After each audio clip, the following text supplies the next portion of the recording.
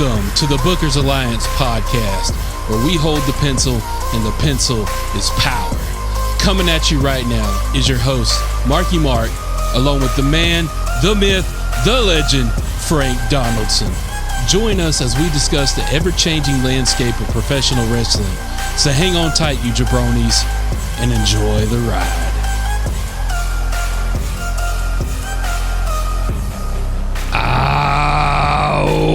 Welcome in, everybody. Thank you for joining today's episode of the Bookers Alliance podcast. Come on inside the house, bring yourself up a ringside seat, get your soda, your popcorn, your whiskey, get your tissues and whatever else you may need to, because it's a little sad what we got coming up this weekend, unfortunately. From what I'm hearing, the last time really is now. It's the last time is now. We got John Cena's last match happening at Saturday night's main event. Whew. You know what? Hold on, before we get too deep, go ahead and hit the sponsor up, because we need to have a drink just for that. I was going to say, you know what though, we should toast. Yeah, get them out the way now, because I feel like there's going to be a mighty few toast to this, toast to that in this particular episode. So, sponsor this week, a repeater. It was a good one too, if I recall right. Little Tootsie Rolls. Yeah, that definitely got me in the holiday spirit. So we got Crown Royal chocolate in the house today. Crown Royal what? As Frank would say. Chocolate. Crown Royal what? Wow. Yeah, y'all go back in the archives. Y'all know all about this. Marky Mark says CHAWKLAT. Chocolate. Holy shit. It's going to be one of them episodes. All right, so we will make a toast to our retiree coming up for Saturday night's main event, Mr. You Can't See Me, Mr. John Cena. 17 time, never seen again. Bittersweet. Oh, yeah. Bittersweet. So everybody out there listening to us, two talking heads here on the podcast, y'all have heard me say time and time again, I never was the biggest John Cena fan. Never was. It wasn't because I didn't like what he had to say. It wasn't because I didn't like his character. It wasn't because I didn't like his music. It wasn't because I didn't like his wrestling moves or lack thereof. What it was with John Cena, and I'll be the big enough man to admit this, is greatness hate. Okay. It's greatness hate. This man would come down there and beat up no matter who you wanted to see win. He was for sure guaranteed to come down there, beat him up with the 5 moves of doom, take the win, and send everybody home happy every night. Something like that, yeah. So generic, so boring. Yeah. And it got to me to where it was like, you know what? I'm tired of seeing this. Please show me something different. Okay. Well, John, when you came back for this last run, you sure as hell showed us something different. He definitely put his best foot forward. And I mean, I wasn't a hater or a supporter of Cena, right? I mean, I realized, okay, hey, he's really good, but he wasn't the kind of guy. He was designed for the young kids, right? Correct. I mean, his character, everything he was about was designed for the younger kids. He was Hulk Hogan 2.0. Yeah, by the time I came around, I mean, when he started in 2002, I was in my mid-20s. I was past that era of wrestling. I was more into the attitude style. I like the Rocks and the Austins and the Triple H's and those kind of guys, right? Right. So I had far surpassed that, little kid, he give me that spirit to get up and go inside and hustle, loyalty, and respect. All that was gone for me. So I realized early on when John Cena was ascended to, the top, he wasn't meant for me. He wasn't designed for me. He wasn't supposed to be my guy. But as you watch him perform and as you watch his love for the business, I did start to feel myself kind of associated with him, right? I felt like, hey, I might not be as big as fan, but I feel like I could relate to him because I feel like he loved the business like I love the business. Mm-hmm. And I think that's what the connection I had with John. So I didn't connect to John until this last year. This was when I really connected to John. And I hate to say it because it's kind of bittersweet, but like your drink. The fact that he's going out right now, I love and I hate the way he's doing it. I love and I hate it. I hate it because you made me love you.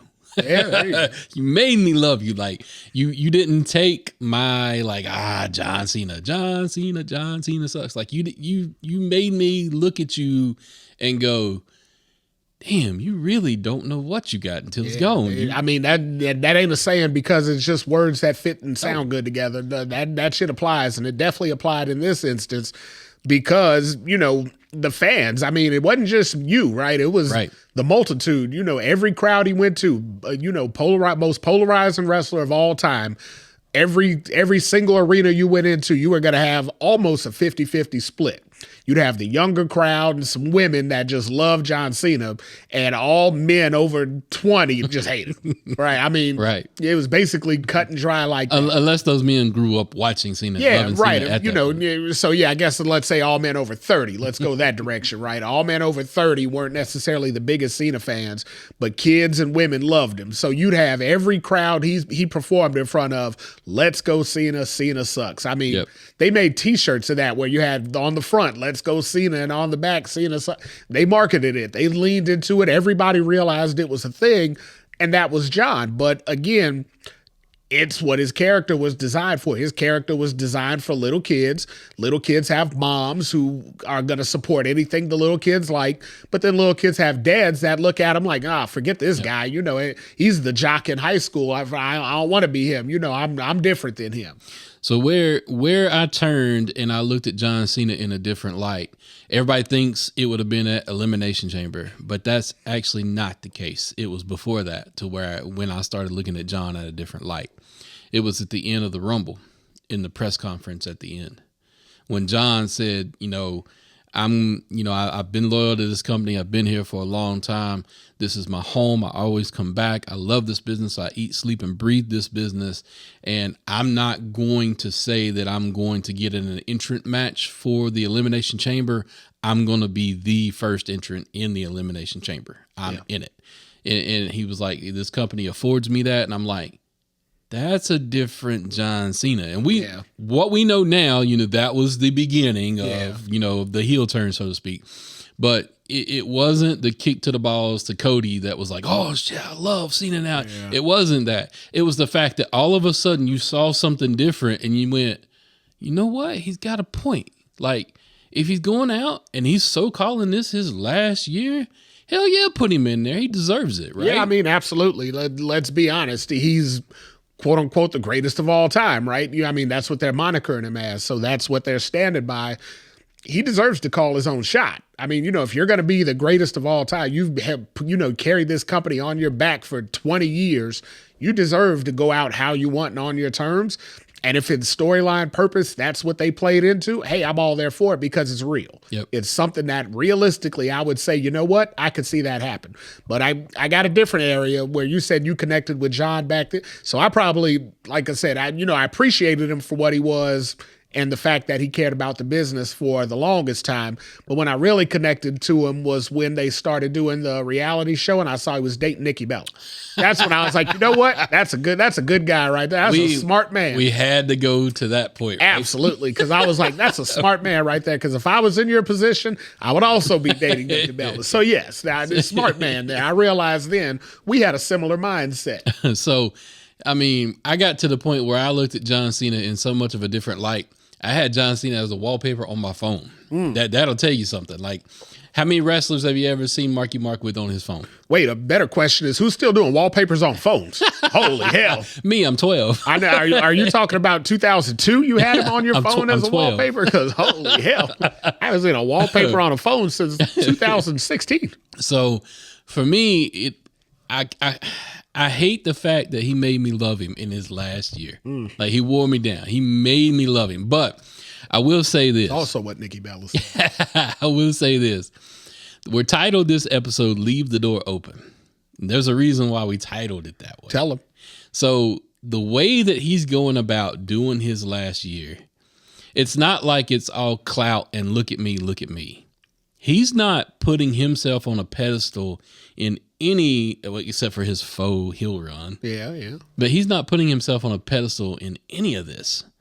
It's almost like I'm closing my door of my career But now I'm opening this door to something else for me, but I'm also leaving this door open for the new kids that are coming up. Yeah, well, that's why when we were brainstorming topics, that's where leave the door open came from, because Cena is closing the door on his career, but he's not closing the door on the WWE, right? No, he's because not. there's a lot of talent upcoming that are more than willing to kick that damn door in open if they have to. But if you just leave it open for him, which I think John's doing better than any other wrestler I've seen prior. Hogan didn't do it. The Rock didn't do it. None of the greats from the past did it the same way that John's doing it, right? John's escorting him in. He's holding the door open for the young crowd to come in and take his spot. He told him a year ago, "Hey, I'm out. I'm done.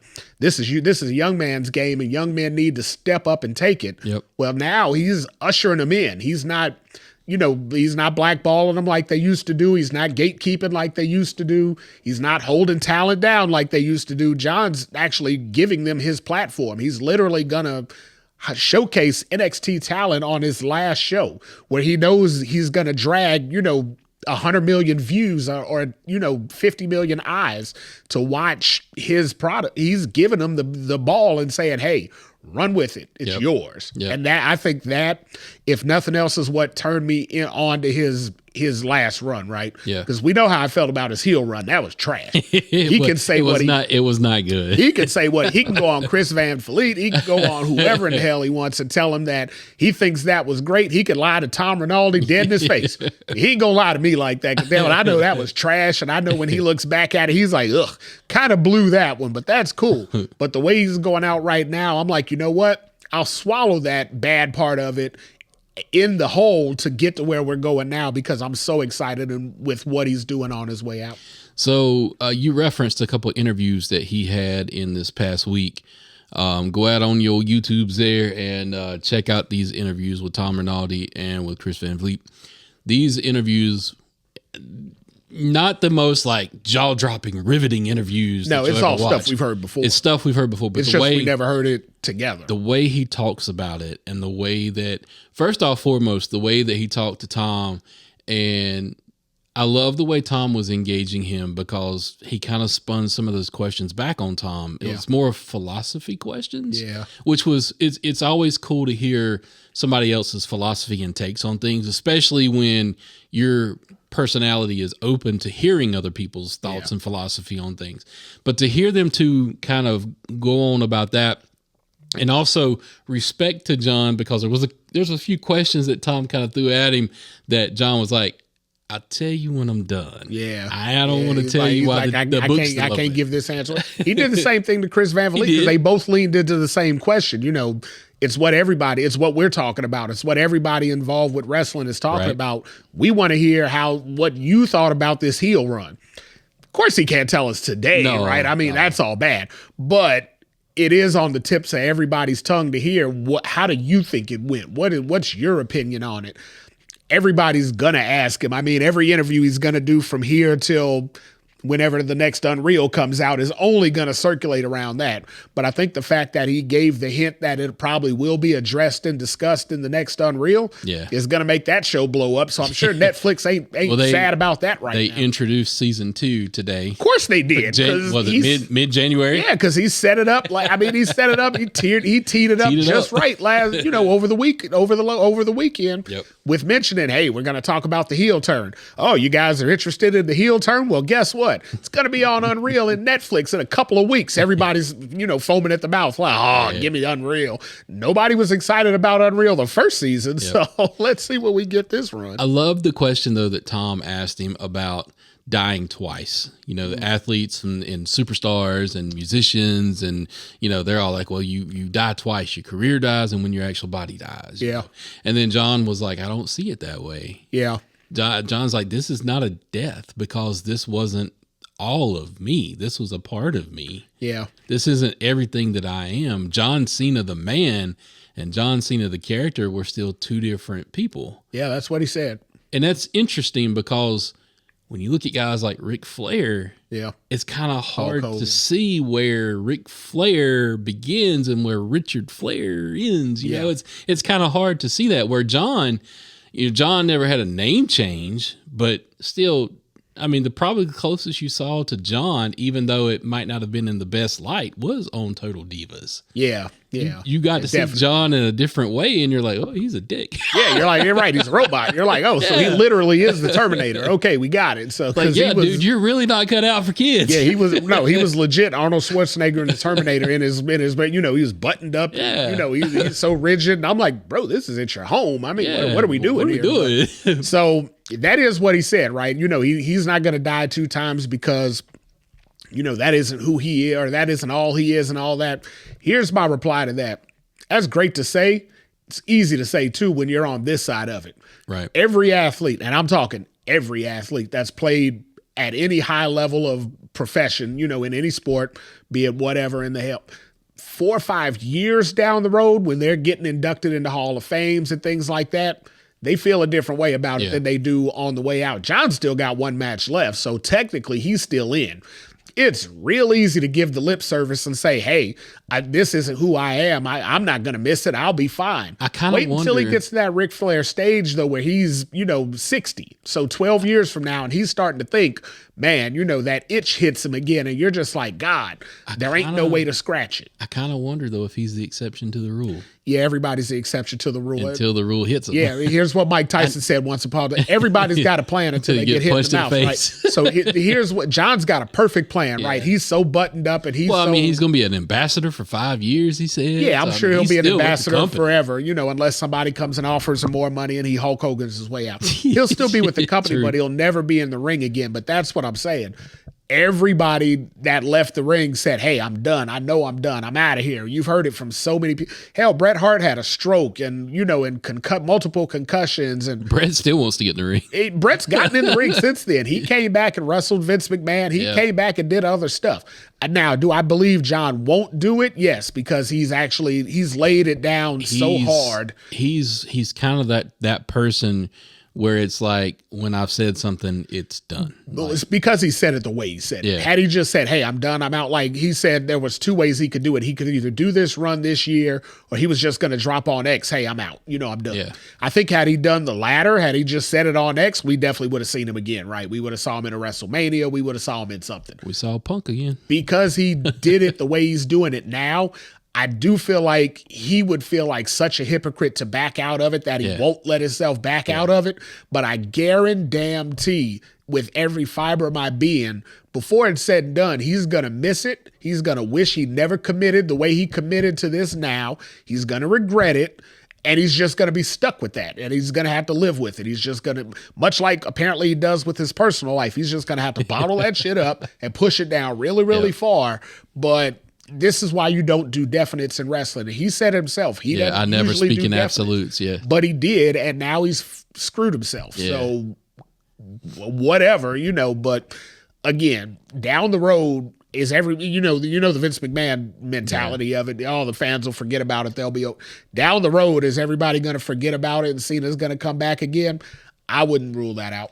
He said himself, he's like, Royal Rumble is very quickly approaching. He's like, as soon as we're done with Saturday night's main event, they're going to pivot and try to build towards the Rumble. And then after 3 weeks, people are forgot I even wrestled my last match. So he knows like the fast moving story arcs of how the WWE is. It's there in the moment, but if you're not there, it's gone. You know, it's on to the next. Which, in John's case, if what he's doing is the right thing, then it should be on to the next, because how he's building, like what he asked for in this last match. We got to talk about his last opponent. Let's talk about Gunther really quick. Okay. All right. Gunther. Not the opponent I would have picked. Not the opponent I would have picked either, but I'm not mad. I'm not mad. So rumor is, and I got to let you know, because this was the rumor that was going around, and I heard a rumor was that they heard like our impassioned pleas on who we really wanted in this match. Mm-hmm. So they pivoted like hell to fix it, because they realized they had effed up. Yep. And they were like, oh God, if this is, these guys really truly speak for the fans. They got they're feeling it this strong that we should have went this direction, and we felt we should have went a different direction. We might have flubbed up a little bit. So maybe we need to fix it. And fix it they did, but we'll get to that. We'll get to that. But let's talk about his last match, his last opponent, Gunther. Gunther being his last opponent. Gunther beating all the minorities in the tournament to get there. We'll not leave that unspoken. We will not leave that unspoken. Absolutely not. We won't. So Gunther being his last opponent. Gunther is a wrestler that can fit in any era. Gunther is he could fit with your Bruno Sammartinos. He could fit with your Harley Race. He could fit with your Roddy Piper. He could fit with your Stone Cold. Yeah. All white guys that you mentioned. I'm just pointing that out. No mention of Ron Simmons, Junkyard Dog, The Rock. None of those guys. I got you. Apologies, sir. Yeah. You're correct. You're correct in your assessment because Triple H is molded him into this. That way either. You are definitely correct in your assessment. So being the fact that it's Gunther is the old school mentality that technically should not be in this era. No, he's definitely a quote unquote a misfit, but he has, because he's so traditionalist, I think it appeals to the actual reason that we liked wrestling in the first place. All jokes aside and all that, he's so ingrained in the tradition of the sports entertainment world that if you like wrestling for wrestling and not just because you fell in love with like one character down the road somewhere, you see that true spirit in him and in his character, and you're like, okay, I can get down with this. I don't have to like him because, he's obviously no one's favorite, right? Right. That's not his design. But you look at it and say, damn, I can appreciate it. Yeah. So with Gunther, there's two things that I look for in a Gunther match. First thing I want to look for is that first loud as hell chop. Yeah, so you think John's taking them shots? John's got a movie to film on Monday. John put that shirt Monday on. night's main event. John's going to be filming. John's going to put that shirt on. You think he's going to have the pork chops out? Yeah, no, John don't have that shirt on because he done took them chops. So that's the first thing I always look for in a Gunther match is that first lay it on heavy and thick chop. Yeah. Then what I look for in a Gunther match is that power bomb that Gunther has just made his own. And when I think about who is throwing a power bomb right now and is really making it work, Gunther's like the first example that comes to my head, right? Yeah, and unfortunately, everybody else that's throwing it is like 180 pounds, and they're throwing 7 of them. Right. So when Gunther throws the it, one that pins you. Right. Gunther throws it. He's like trying to throw you through the mat. Right? Yeah. The funny thing is the story that they are trying to spin between John and Gunther for this last match has nothing to do with either one of those moves. No, so it's funny you brought that up because I don't even think John loses to the power bomb.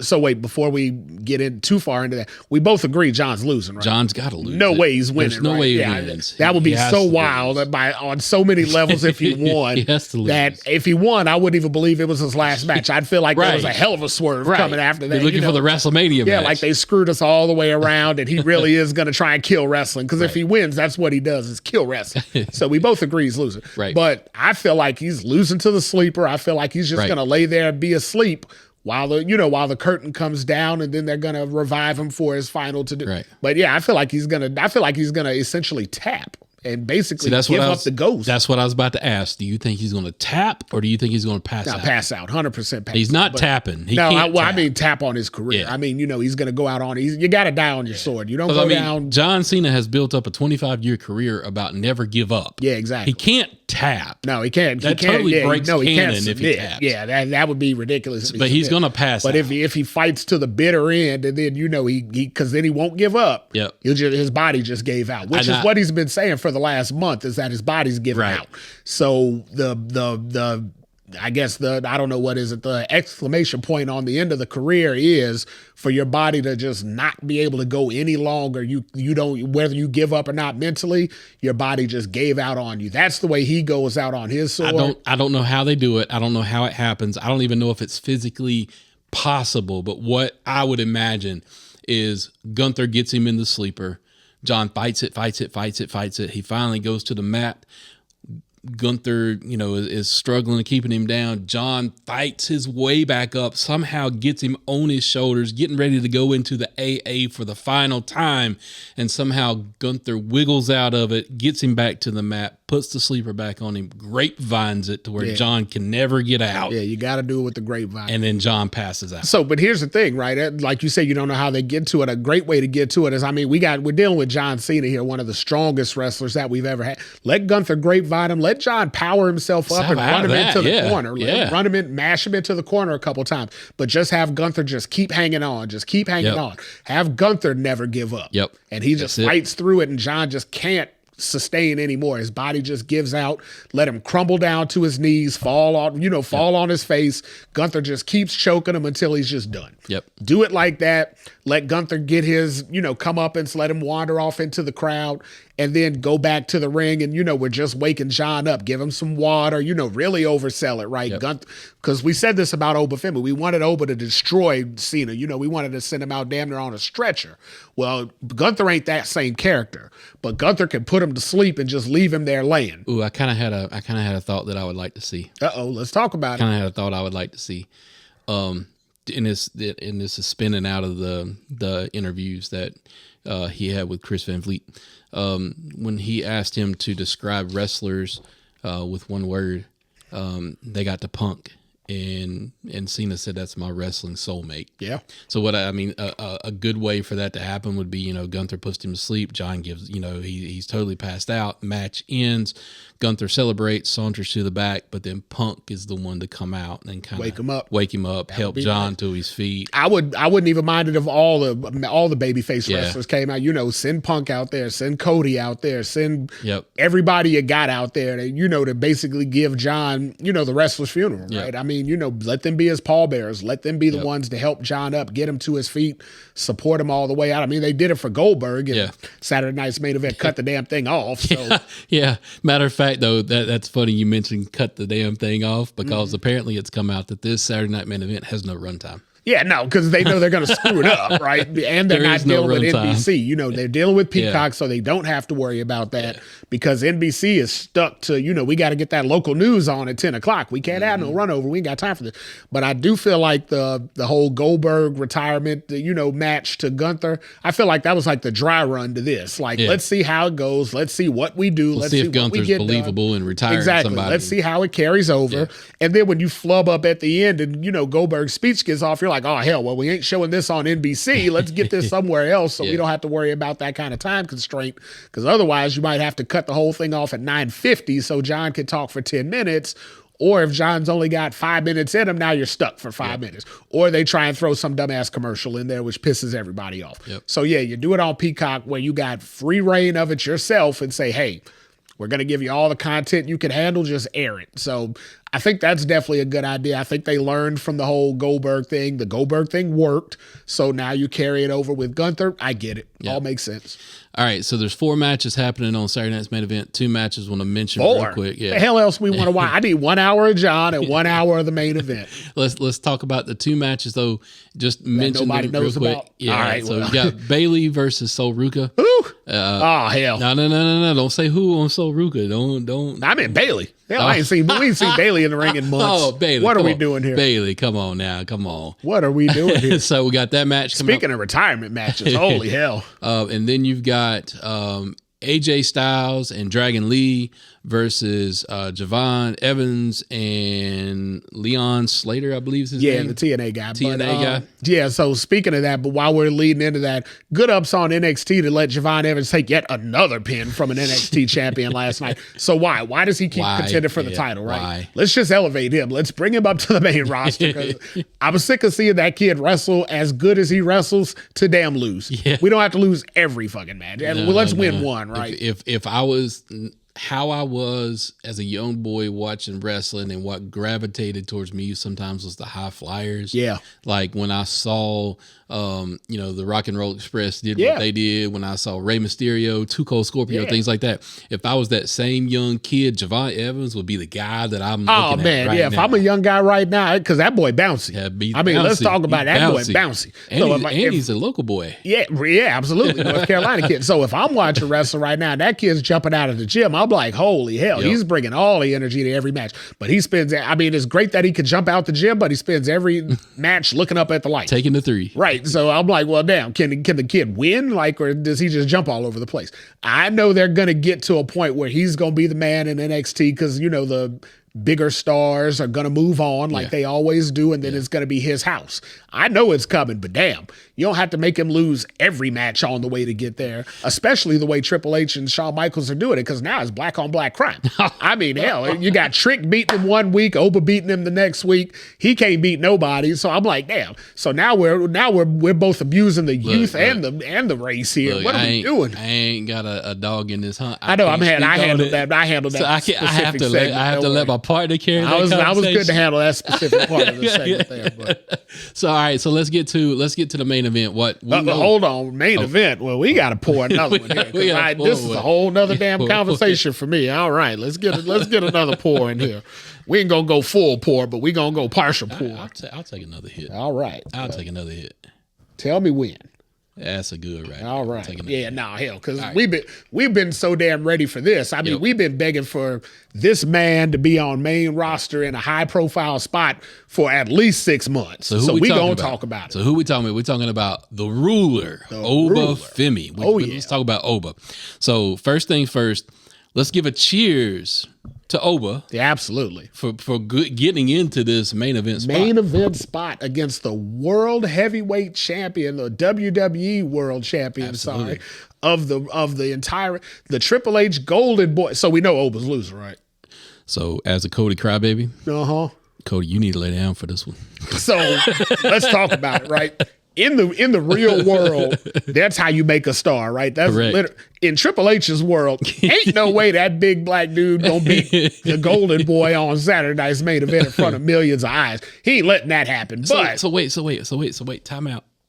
I may broach conversation that I shouldn't be broaching. But I'll tell you where the wall is. Don't worry. If you run into the wall, I'll cut it off. So if Cody beats Oba. All right, cut it off, because that's right.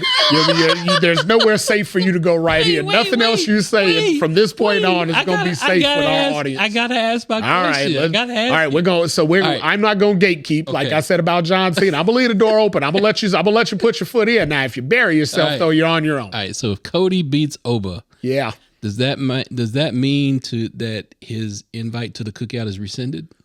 Oh yeah. Cody Raheem Rhodes is out the door if he wins this match. Yeah, you can forget all that. So 100%. Yeah, unless Brandy's cooking, that's the only way he's gonna get in the cookout now. If he puts Oba's two shoulders down to that match, he ain't going to no cookouts in 26. Not a one. Cody Raheem Rhodes is out the door. Take that, and put your stamp on it there. That's a good way to get uninvited. All right. So how they set this up? First off, they swerved all of us. And look, if you saying that you thought that Oba was going over on Ricky, you almost said swerve. Yeah, that was nice. If you thought Oba was going over on Ricky, you got to admit y'all wrong. I mean, you lying like hell. Because nobody thought. I mean, we know everybody who's listening to this show at least knows that backstage, rapport between Ricky Saints and Cody Rhodes. When they announced that match last week, I think me and you immediately hit each other up like, oh yeah, 100% Ricky's winning. Cody's gonna put him on the grand stage and give him a show. Yep. Easy money, right? Because I mean, they're already friends. Cody wants to get him over. Easy way to think about it. Damn, they swerved the hell out of us. Everybody. But even though like they swerved us so hard, like when it comes, look. They swerved us so hard, they included the NXT title in it. They flip-flopped titles to get us swerved. My wife will go on record and tell you that I am not one that pays attention to detail unless I'm in a story. Okay. And then I pay attention to details. Okay. The little detail of when Cody was talking to both Ricky and Oba back in Nick's office, the fact that he was laying down hot and heavy what he was talking about, like he was ready for it and everything else, he never once put his eyes on Oba. It was all directed to Ricky. Yeah. And I'm like, damn it, they can't even hide the fact. Right, it's like, hide it. Because they're friends. You're like, Cody done gave his buddy the rub, which for me, I'm okay with, because Ricky Saint's another person of color. True. So I'm like, hey, as long as we get on TV, that's good. But, and I'm like, Cody might even lose to this one because, I think like that's Brandy's nephew or something like that, right? Could be. So I was like, or it could be their son, for Christ's sake. I mean, because if you look at Ricky, he looks like the perfect mesh between Brandy and Cody. Like, he fits right in that mold perfectly. He could be their illegitimate son from back down in SmackDown days, but we won't delve into that dirt. Right. Nonetheless, though, I'm 100% like, he's going to put his buddy over, and somehow or another, we're going to screw Oba Femi in the process of getting there. And I was not happy about it. I was like, big ups on Ricky, good for him, but how the F are we messing this up over here? You don't fumble the ball on Oba Femi. And when you start doing stuff like, so again, maybe they heard our previous podcast. And they were like, hey, we might be making a mistake here. Maybe we need to fix it. Or maybe big ups on like Ricky. Maybe Ricky went to it and said, all right, look, the IWC is going to murk me if I take this W. Maybe whoever figured it out, right? Kudos to you. Thanks for listening. What I will tell you is they didn't call us to get our 2 cents. They ain't sending no damn royalty check. They sure as hell. So I got a little problem with that too. We need to talk about that. Right. If y'all going to take the ideas, I know we give some of them away and we flat out say, hey, feel free to take it because we want this so bad. Right. That shit only goes so far. Yep. In 2026, ain't gonna be no more hitting and ain't gonna be. We gonna say it. We gonna trademark it. Damn it, you gonna pay us. So go ahead and start running that paper. First things first, send us a Royal Rumble ticket to wherever in the hell country that's gonna be in, and get us in the building. Riyadh. I'm going to Riyadh. Great. Well, no, I don't want to go there. So wait on that. WrestleMania, right? No, I'm sorry. Ooh, I almost messed up there. Elimination Chambers in Chicago, Illinois. I'll go to Riyadh. Y'all send me the ticket. Y'all send me the ticket. Take your kids. Enjoy it. I ain't going. What I'm saying though is in February, Elimination Chambers it's in Chicago. My hometown. I'm from. Bring your boy home. Put him on payroll. Put him there. Get me in the building. You want to talk about a sellout and a half? I will turn that building out. All right, so Oba wins the NXT Championship from Ricky Saints, gets into the match with Cody Rhodes for Saturday night's main event. And this match, look, we push for this. We push for Oba. We push for him to be on this event, to get all the eyes on him. Look, everything that we knew about Oba, it was all like there for the taking. It was right there in front of us, right? And then just when you think that this man has got it all clicking, he's on all cylinders, and you couldn't impress us more, he damn cuts a backstage promo that they put on WWE.com. That's the best promo of the decade. Oh, hell. I mean, he elevated himself. He did what most people don't do just because of inexperience. He met the moment. The moment arrived for him to go wrestle the biggest champion in our business, right? Yep. This is it. This is the pinnacle of the business. And instead of being the rookie young guy that's like, holy hell, I'm intimidated by it. It's too much for me. I can't rise to the occasion. He met the moment in a promo to get you to where you're like, holy hell, I got to watch this. I got to see this. Must see television because something's going to happen. Yep. I don't know what's going to happen, but something's going to happen because the way he talked about, the river meeting the road and things like that, you're like, well, hold on. This man talking serious right now. He ain't cutting a wrestling promo. He feels what he's saying. He said when people meets change, they get scared. They get afraid. They don't like it. He said, I am change. He went through the gambit of it. He said when the world met change, we got when in biblical times we got the flood. Yep. When the world met change, we got the icebergs and the Big Bang. Dinosaurs. He wandered into all that stuff, and I'm like, wait, what? Yep.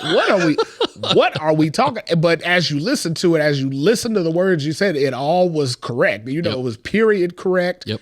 And it was factual with anybody. That's the reason we have so many problems we have in the world today, because things in the world change and people are resistant to it. Right. That's your natural resource is when somebody approaches you with change, your instinct reaction is to be resistant to it. Right. You may eventually succumb to it. You may actually embrace it, but every human being's initial aspect of it is, no, I got to resist that because we don't like change. Right. Obafemi flat out said, I am changed. I'm coming, and you will bend to my will. You will mold to my setup. And I'm like, wow. If I'm Cody and I heard that promo, if he didn't have nothing to do with it, if he just heard it raw, I'm calling him immediately after, like, hold on, we're doing something completely different than what we had set up before. This is a moment. You have met it. Now it's my job to elevate that moment to the stars. Yep. Because look, again, it's a 75-25 probably. Yeah. That Cody's going to go really, over, right? All jokes aside and all that, right? If the NXT champ, having just won his title comes back and puts your WWE champ down, either you're immediately elevating him to SmackDown roster, putting him in a program with Cody, or you're not going to do it. What I don't, it's one of those two. What I don't want a schmaz ending. Please, Hunter, please do not give us a schmaz ending to this match. I don't want a DQ. I don't want a run in. I don't want the freaking masked man that's running around to come in and ruin this match. I don't want any of that. All right. Well, I got to ask you before you say what you want. Is there really any other safe way to get out of this match? The only way that I think that we can get out of this match safely, right? I think if Oba wins, I think Cody owns that in the moment because these are exhibition matches, right? Yeah. There's no canon. There's no titles on the line. Flat out saying this ain't storyline. This isn't. There's no win-losses, right? Yeah. So if there is a perfect moment for Cody Rhodes to lose a match to a lesser title holder, this is that moment, right? Yeah. It's an exhibition match. If Cody wins, the only way I see it being safe, even if it is an exhibition match, if being safe for Oba, Cody's got to go somewhere like he went for KO, a DDT on the chair. It's got to be something that was introduced in the match. Cody leverages it for the win, like he has done on the past 2 Saturday night main events. Yeah.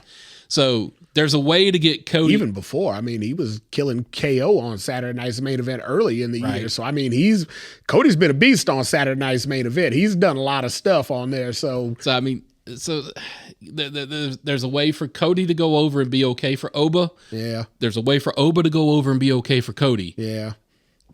That's a Cody crybaby. Cody, you got to lay down, bro. The way I see it, in all honesty, I think we addressed it, but I don't think we got into it. But I think we might as well because we're running out of time anyway. I think when I mentioned Ricky Saints and Cody being friends backstage, and we know they have a relationship, I feel like he's going to find his way to get involved with it to get Cody that win, just because it will end up furthering their storyline on NXT. So you'll get people to say, hey, I got to go watch NXT to see where this goes. Yeah. And then you don't make Cody take that loss. I feel like that's the avenue that they're going to have to travel to keep both wrestlers protected. Yeah. And this is cool because as wrestling fans, you're giving us a retirement opening, or excuse me, you're giving us a retirement ending. I mean, John's we're closing one chapter, when opening another. You're giving us the ending, but the opening that you're giving us for Oba. Yeah. I mean, we know what this man is capable of. Now we know more on the mic what he's capable of. And I don't even care who scripted, if the promo was scripted beforehand, if he doesn't matter. It doesn't matter. It's the delivery. It's the delivery of it. As this probably is the most looked forward to Saturday night main event that I've seen so far. By far. I mean, I'm this excited. Is reminiscent to back in the 80s when you used to stay up till 10:30 and after the news to watch it. This is in that territory right now. So as we're signing off this podcast for today, one more time, let's give a toast to the Never Seen 17, John Cena. All right. Give a toast. John, we thank you. Don't put the glass down, because we also want to toast the new beginnings for the uprising superstars that are going to get their breakthrough performance thanks to John Cena. We'll toast to that too. So thank you, John. Thank you for everything you've done for the business, the sacrifices that you've made. Maybe you're setting a new blueprint for how wrestling superstars can set out to the sunset going forward. We shall see. We shall see. But with that, everybody, thank you for listening to today's episode. We appreciate everything that you guys do. Go out on our social media platforms, drop us a line. And with that, everybody, we bid you adieu. Peace. All seriousness, today's podcast was produced by SBP. You can find our podcast on all major podcast platforms. Also, connect with us on our social media accounts. Search for The Bookers Alliance on Facebook, Instagram, YouTube, and X.